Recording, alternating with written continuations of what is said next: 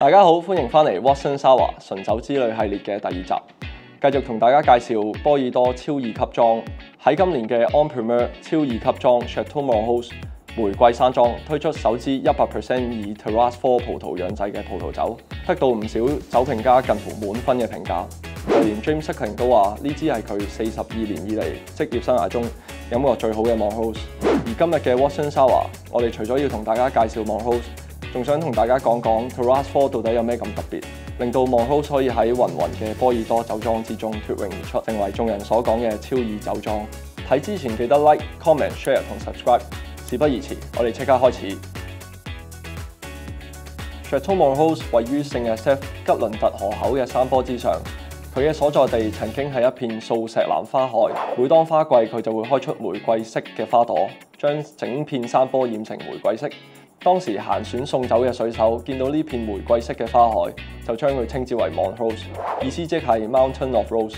於是喺1815年 Théodore Dumoulin 創立 Montrose， 就沿用咗呢個咁有詩意嘅名啦。酒莊成立短短40年，就迎嚟大家非常熟悉嘅1855年分級制度。當時 Montrose 以最年輕酒莊之一嘅姿態成為2級莊，可見 Montrose 潛力無限。而佢嘅潛能亦被1級莊 Mouton 時任總經理 Hervé Berlon 睇中。喺2011年離任 Mouton 後，2012年入主 Montrose， 接替傳奇釀酒師 Jean-Bernard Delmas， 直至2022年先至退休。Montrose 鄰近吉倫特河口，被地質學家稱之為精英核心。呢度除咗有河流為葡萄園去緩和氣候，仲有波爾多嘅優質土壤 Terroir 4。所謂嘅 Terroir 其實就係由數百年而形成嘅複雜地質。地質學家將佢哋以數字命名 Terroir 1、Terroir 2，如此類推，總共6種。Médoc 大多數地方都係 Terroir 3嘅土壤，只有少數嘅酒莊，包括1級莊 Chateau Margaux 同埋 Chateau Latour 擁有 Terroir 4嘅土壤。而喺 Montrose 佔地95公頃嘅葡萄園之中，有45公頃都係 Terroir 4嘅土壤。Terroir 3嘅土壤主要分為2層，表層以沙土為主，底層就係礫石黏土。Terroir 4嘅底層黏土含有鐵礦層，葡萄樹根部穿透唔到，所以就向環生長，同土壤表面比較接近。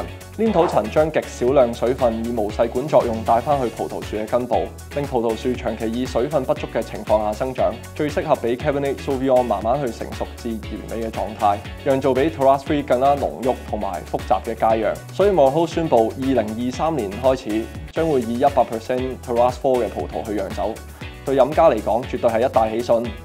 2023年雖然仲未飲到，但其實 Montrose 之前推出嘅正牌酒都有用高比例嘅 Terroir 4土壤種植嘅 Cabernet Sauvignon 去釀製。2018年同2019年都拎到好高嘅分數，大家不妨一試。至於佢嘅副牌酒特樽，就以適合種植 Merlot 嘅 Terroir 3為主，入口相對柔順，適合年輕時去飲用，同時展現出 Montrose 風土嘅另一特色。講咗咁耐天時地利，其實 Montrose 嘅成功背後仲有人和。經歷咗3個家族嘅管理，酒莊喺2006年由 Bouygues Family 購入，用長達7年嘅時間去重新裝修酒莊。為咗追求最高品質嘅葡萄， Montrose 精準劃分95公頃葡萄園中各個地塊嘅個性，清楚記錄表土、底土、葡萄樹嘅年齡、產量同埋葡萄嘅品種。而每一塊葡萄田嘅收成時間都會以高科技嘅機器去監測，再前後經過人手同埋機器去篩選葡萄，最後再由人手去檢測一次，先會去到發酵嘅過程，保證釀出嘅每一支葡萄酒都品質一流。